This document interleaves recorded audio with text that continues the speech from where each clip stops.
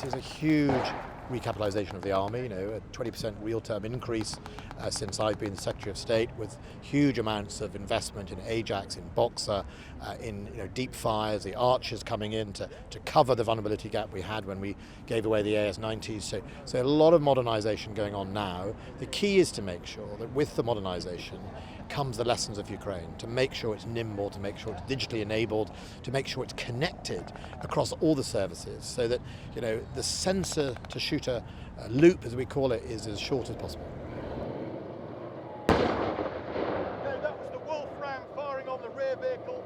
Since my tenure, the average project used to be about 15% overpriced. It's the average is about 4% now over the time, and I've cut huge numbers of people that were working on the programs to make it more efficient, but we've still got a bit to go in the big programs. But the big programs are the complex programs. When you're procuring something over 15-20 years, there is always going to be an issue. Inflation alone, exchange rates alone can add hundreds of millions of dollars just to the bill.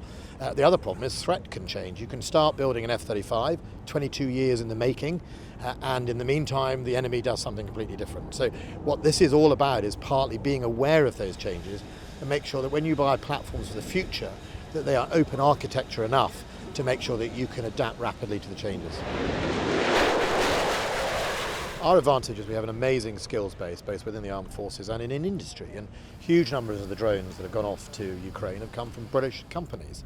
Always the question is maintaining a supply chain, and once you've bought your 400, 500, 600 drones and you're waiting, hopefully not, but you do wait for a war, what do you do in between, and how do you maintain those skills? And that's a big challenge for any industry in a smallish country. You compare us to China or America, they're placing orders that take years to fulfill.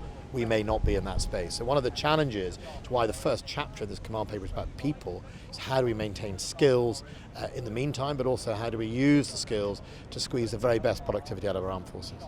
The key here is whatever you invest in, whether it's a tank, whether it's an aircraft, whether it's a helicopter behind me you can see on the camera, is all of that. It's got to be properly protected and it's got to be properly wrapped in all the layers that you're required to deploy it.